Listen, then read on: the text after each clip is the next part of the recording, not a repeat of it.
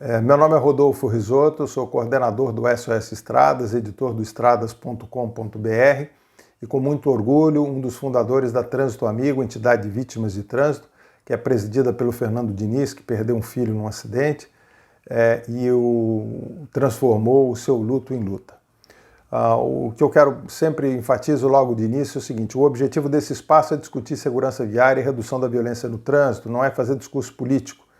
A violência no trânsito não escolhe as vítimas por partido político, então ela mata indistintamente. Essa é que é a nossa preocupação.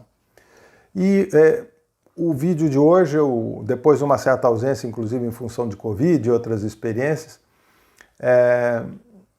eu vou falar sobre o exame toxicológico de larga janela. Por que eu escolhi esse tema? Porque, na realidade, eu venho estudando essa questão das drogas ao volante há muitos anos. Né? Estou falando aí já há mais de quase 15 anos. E nesse período a gente aprende muita coisa e, infelizmente, eu ouvi muita gente falando sobre exame toxicológico de larga janela sem ter o menor conhecimento sobre o tema. É o famoso discurso de orelhada, inclusive de supostos especialistas. E aí no YouTube você vai encontrar vários deles falando sobre exame toxicológico que nunca visitaram um laboratório, nunca visitaram uma transportadora que aplica, não conhecem os resultados, nunca viram laudos positivos de exame toxicológico, não tem a menor noção dessa tecnologia e falam como se isso fosse uma grande novidade, quando o exame toxicológico de larga janela tem mais de um século de aplicação. Então não é nenhuma novidade. E como é que a gente tomou conhecimento? Porque na realidade eu tomei conhecimento do exame toxicológico de larga janela em algumas audiências públicas no Congresso, uma delas inclusive da qual eu participei, em que havia discussões que tentavam se revogar a Lei 12.619, que acabaram conseguindo, infelizmente, que era a lei do descanso dos motoristas profissionais. E nesses debates foi abordado esse tema, eu achei extremamente interessante e procurei me aprofundar. Em 2014, eu fiz um estudo chamado As Drogas e os Motoristas Profissionais, em que eu busquei muitos elementos daquilo que estava se fazendo, principalmente nos Estados Unidos, com a aplicação dessa tecnologia da larga janela, que vai detectar o comportamento. Por isso que eu digo, por que ele é mais importante, mais eficiente? Isso não quer dizer que outras tecnologias de curta janela não devam ser aplicadas. A gente, até como representante de entidade de vítima, a gente defende o uso de todas as tecnologias que de alguma forma possam contribuir para reduzir o número de mortos e de feridos. Isso é óbvio. Mas a diferença é que a larga janela permite detectar quem usa regularmente drogas. E se ele estiver dirigindo um caminhão ou um ônibus, significa que ele regularmente está usando drogas. Ele pode não ser flagrado pelas autoridades e, na maioria dos casos, não há fiscalização no Brasil suficiente sequer para álcool, quanto mais para drogas. Né? Então, esse exame contribuiu muito para mudar esse quadro. E aí, na época, eu fiz o estudo, fazendo uma análise daquilo que a gente conseguia encontrar. Depois eu tive a oportunidade, até porque tenho familiares vivendo nos Estados Unidos, de ir várias vezes, com frequência, aos Estados Unidos, e aproveitei e resolvi visitar as empresas que aplicavam o exame. Não estou falando dos laboratórios, estou falando das empresas que pagavam para aplicar o exame. E, em particular, me chamou muito a atenção um caso que é uma das 5 maiores empresas de transporte no mundo, chamada J.B. Hunt, e que fica em Arkansas, no interior dos Estados Unidos. Eu fui visitar essa transportadora, conversar com o vice-presidente de segurança e perguntar para ele por que eles estavam usando aquela tecnologia, que até então não fazia parte do rol, digamos, de exames que poderiam ser utilizados no controle de motoristas profissionais, já que a legislação previa o uso de urina, e já que era obrigatória a urina, que era a curta janela, por que eles estavam fazendo uso dessa tecnologia de larga janela? E a resposta dele foi simples, porque nós acabamos com a droga dentro da empresa. Eu estou falando de uma empresa com 20 mil motoristas, né? E que passou, inclusive, a aplicar esse exame do faxineiro ao presidente da companhia.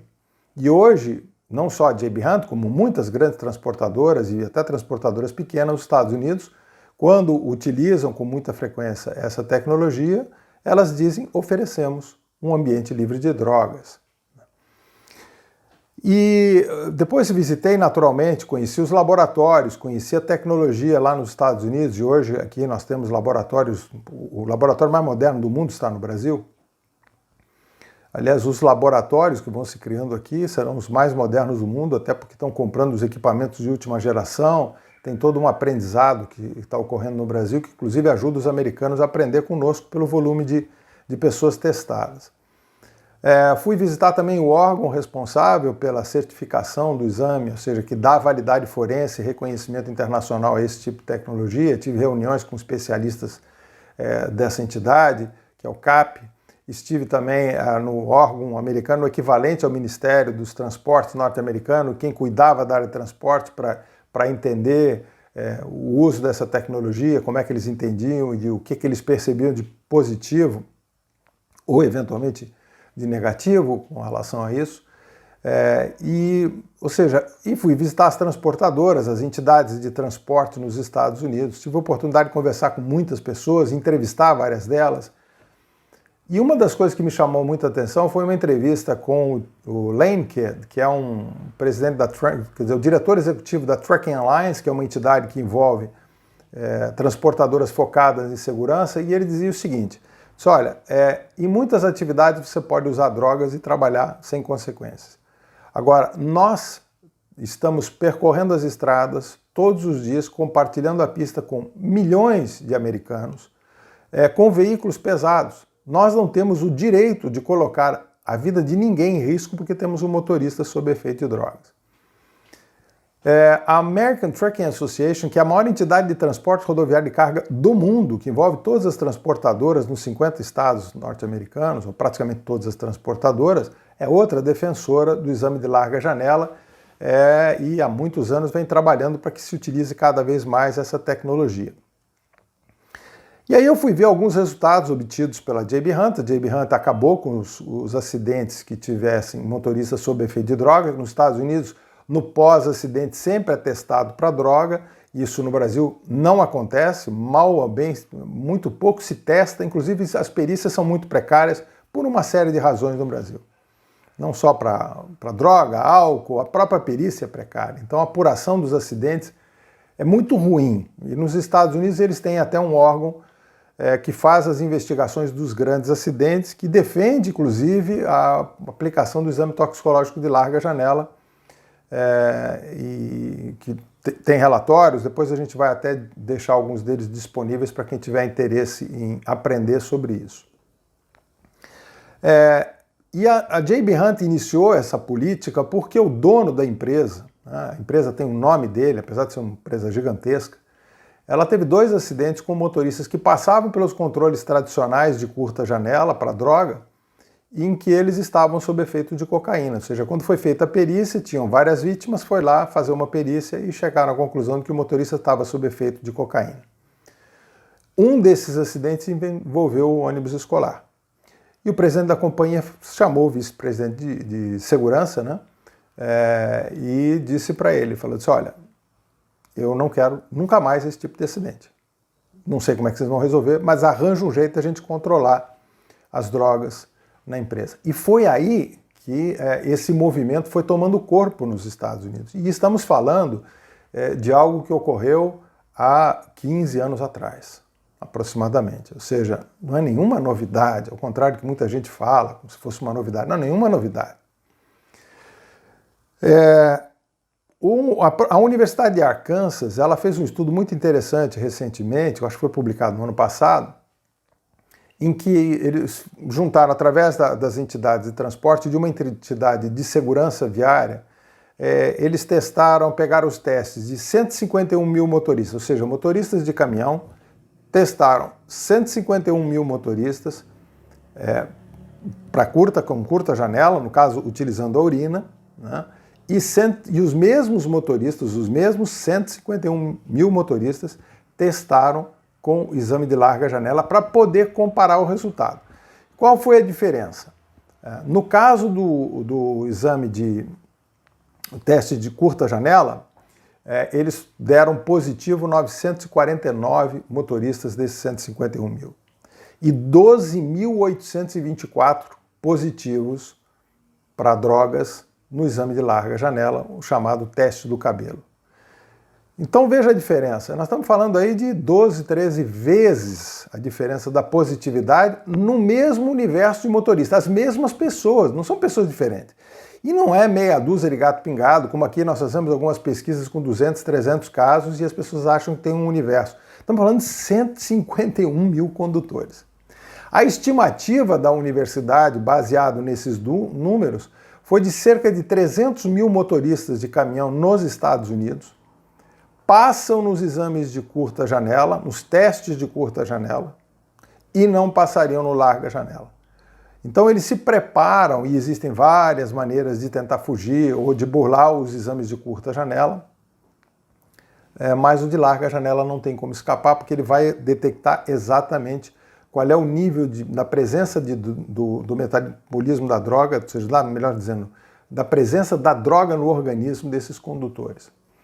Ao longo de 90 dias, 120 dias, 6 meses, e em alguns casos pode pegar até durante um ano.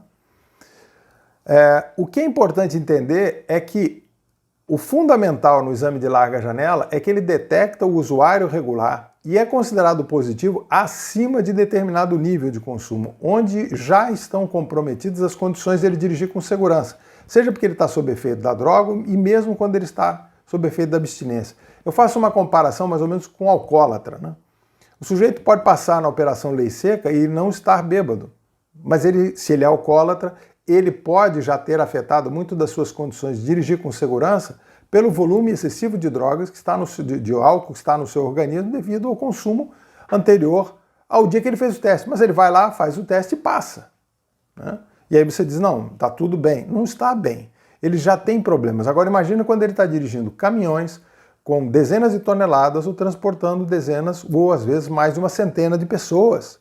Ao longo do dia, às vezes, transporta milhares de pessoas, principalmente no transporte público.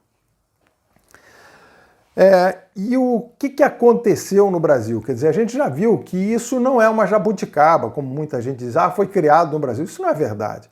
E, na realidade, também não foi uma novidade. Quer dizer, aqui no Brasil já se utiliza essa tecnologia há quase 20 anos para ingressar em polícias militares, guarda municipal, companhias aéreas, polícia rodoviária federal. Ou seja, já existe uma infinidade de atividades que usam o exame toxicológico de larga janela, principalmente no ingresso, muito antes da obrigatoriedade do exame toxicológico de larga janela na legislação mais específica de trânsito, com a Lei 13.103 e agora 14.071.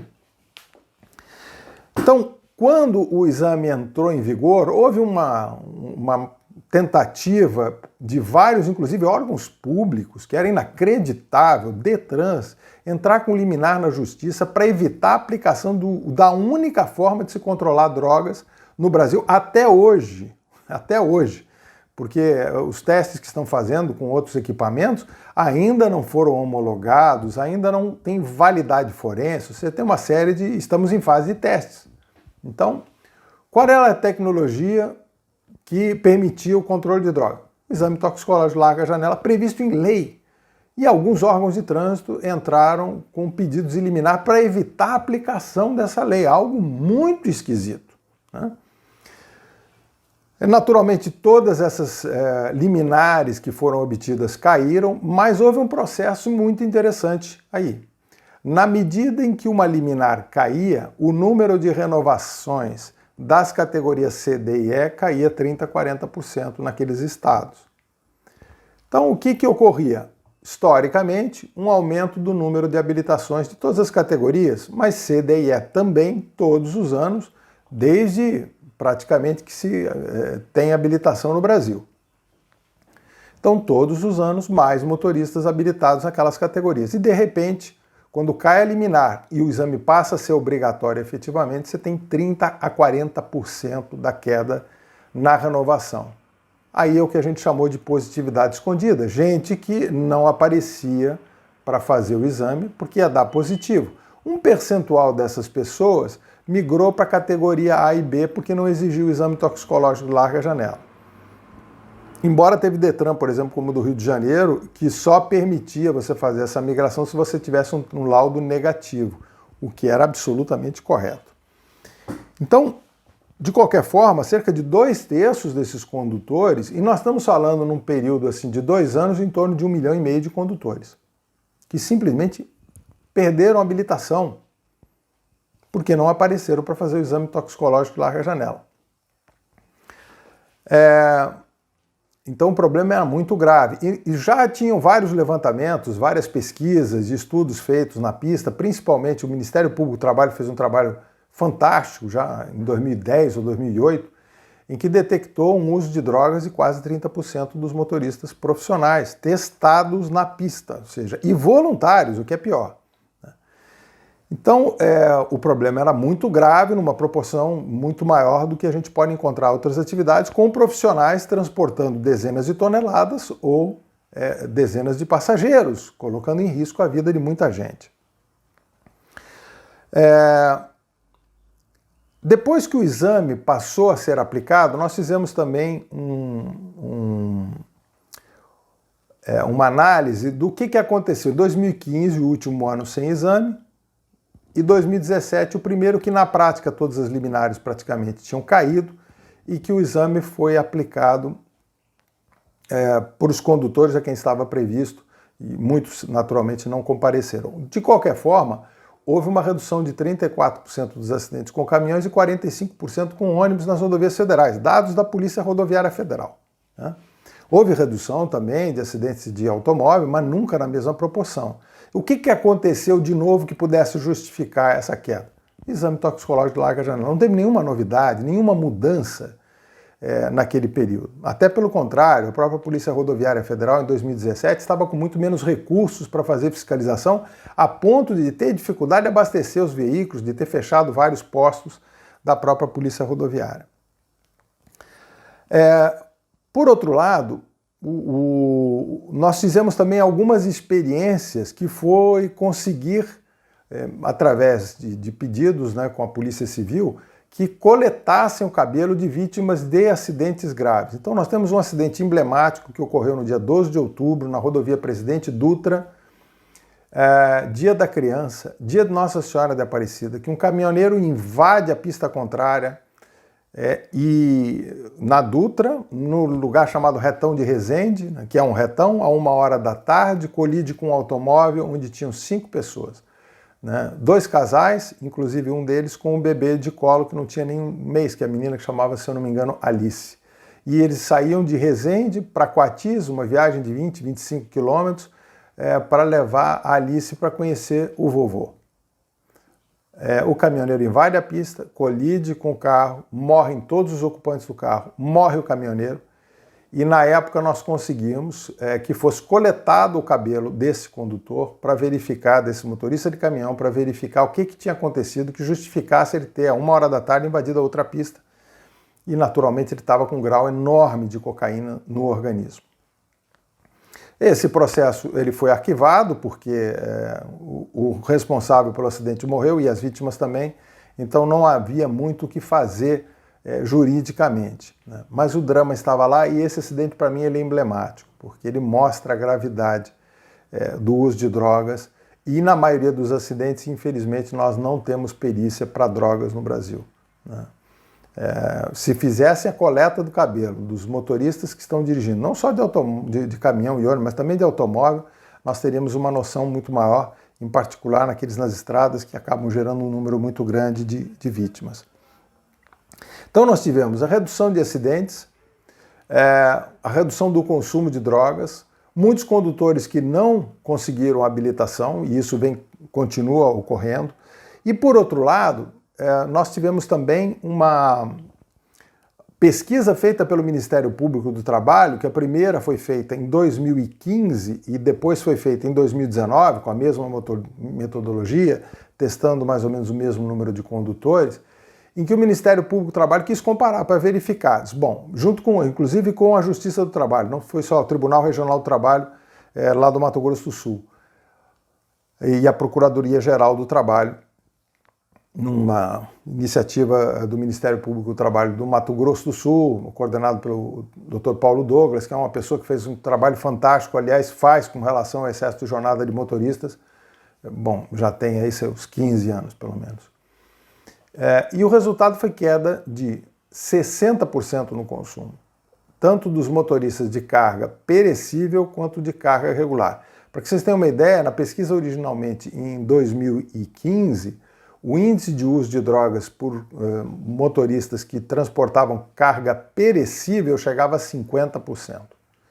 E os de carga em geral chegava a 30%. Isso caiu 60% em 2019. Então os dados estão aí para comprovar a importância dessa política. Por outro lado, eu faço uma comparação com a Operação Lei Seca, porque agora nós estamos falando de um novo equipamento, que é o drogômetro, que já é testado há muitos anos, e no Brasil está se testando também há muito tempo. Desculpem. E até hoje eu não sei porque que esse troço não foi colocado em prática, é uma novela complicada para se aplicar essas coisas, infelizmente.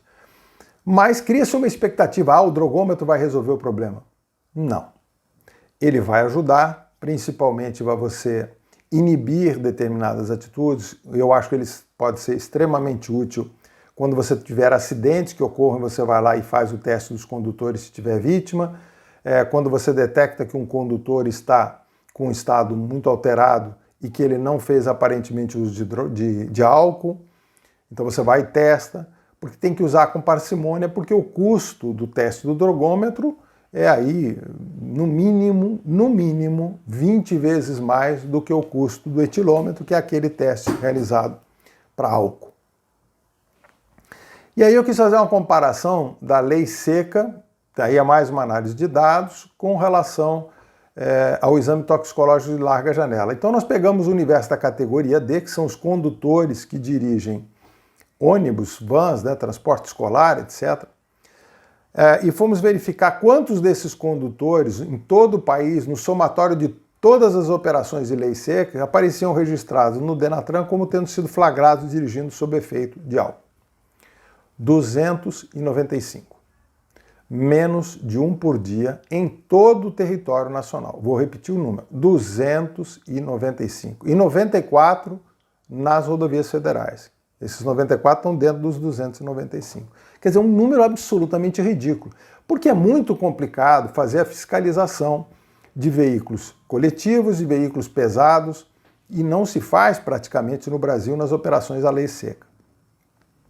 Então, se a gente for comparar o que pode ocorrer com o exame toxicológico de larga janela para os condutores, por exemplo, da categoria D, eu fui verificar quantos motoristas, no mesmo ano de 2019, tinham apresentado, que foi o ano que se detectou esses 294, 295, melhor dizendo, quantos desses condutores não passaram no exame toxicológico de larga janela da mesma categoria?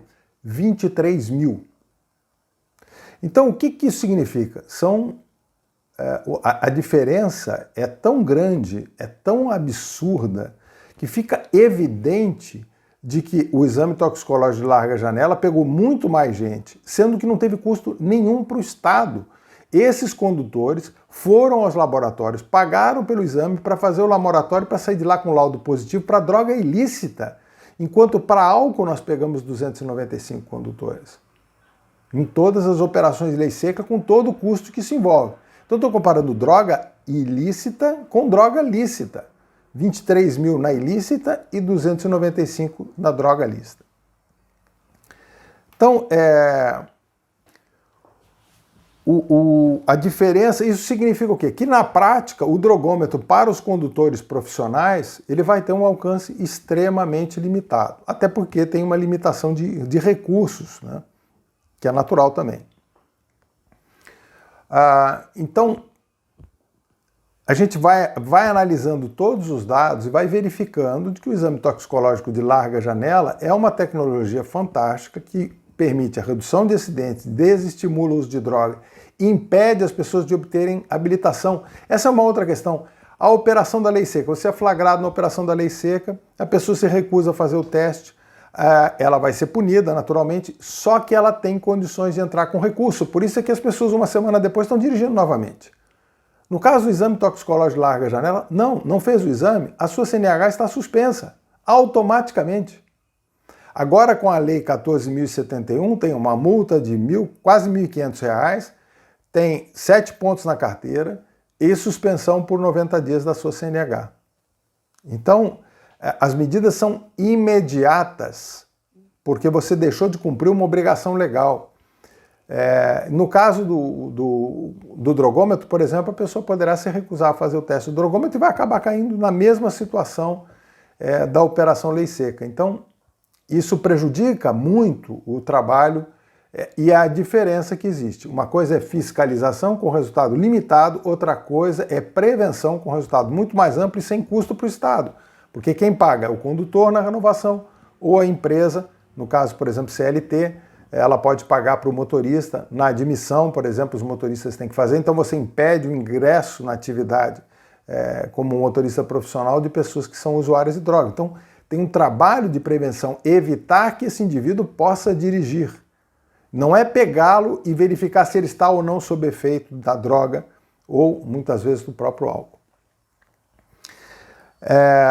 Por outro lado, o exame ajuda a combater a logística do crime organizado. Quanto mais pessoas são usuárias de drogas, mais mão de obra existe disponível para trabalhar para o traficante, porque essas pessoas, muitos desses condutores, acabam sendo seduzidos pelas ofertas de transportar droga, arma, munição, contrabando escondido dentro de carga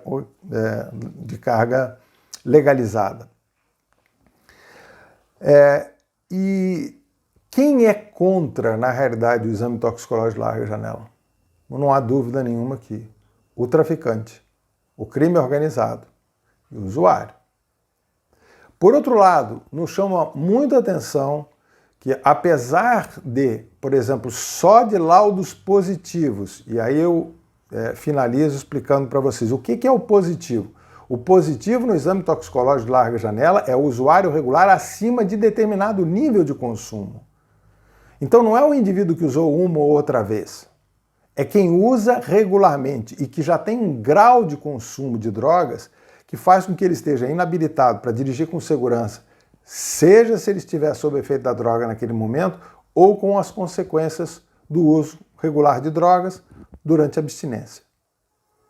Esse volume de informações científicas de 200 mil laudos positivos, fora os outros laudos que dão negativo, mas que tem a presença da droga, que é uma média de 3 a 4 vezes mais do que os laudos positivos, ou seja, gente que usou droga, mas não usou regularmente, portanto, não aparece no nível de corte como usuário regular, não vai ter um laudo positivo. Então, o problema é muito maior do que aparenta para a sociedade.